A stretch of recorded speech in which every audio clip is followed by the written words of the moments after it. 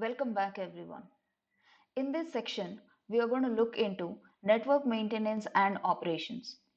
So in the previous section, we have seen how to modify the world state database configuration, how do you configure ordering service, how do you configure Hyperledger Fabric containers, how to define network config option, how we can enable transport layer security, which is TLS, and how can we generate Genesis block.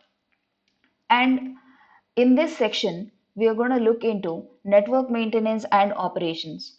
So as part of this, we are going to look into how we are going to add a peer to an existing organization and how we are going to create a channel and add an organization to the channel and update the configuration of a channel. First subsection is adding peer to the existing organization. So we can achieve this using the following 5 steps.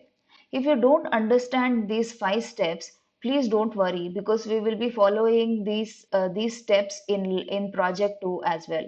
So if you please follow through all these theory steps and understand the theory behind it. As we go through the lab and execute the commands, it will become more clear and you will be able to grasp every single concept in this theory section.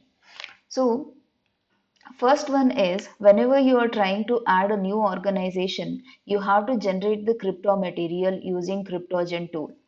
So CryptoGen tool, as we have already seen in the previous sections and the previous lectures as well, it is used to create the crypto material for a particular organization. So we will be using the same CryptoGen tool and we will be feeding our configuration file to the CryptoGen tool to generate the crypto material for the new organization that we will be adding. Next, we will be spawning the new peer and CouchDB container using the Docker. So for every peer or every organization which is adding the peers, for each peer we need to configure CouchDB and CouchDB database for that container. So that we will be doing it with the help of Docker. Next, we will be joining the peer to existing channel on the network. So once we spin up the network, for example, in the previous section, we have discussed that when we spin up the network, you have the containers already running for a organization for particular organization peers. For example, if you have two organization, you have each of them providing you or facilitating one peer each, which means you have two containers running. So these two containers or these two peers have already joined the channel. So now that we are adding one more peer to the channel, so we need to make sure that that peer is added to the existing channel where the previous peers are also part of. Next, we need to set up some environment variable to execute them on CLI terminal.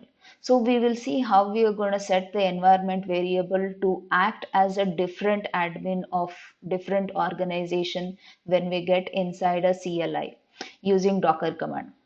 After that, um, after that we will join the peer to the channel.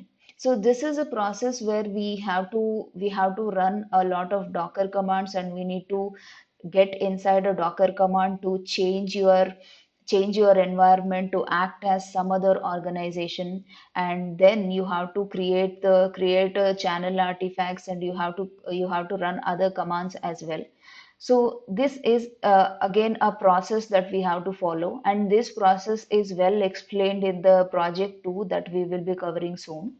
Um, so that is it for this lecture.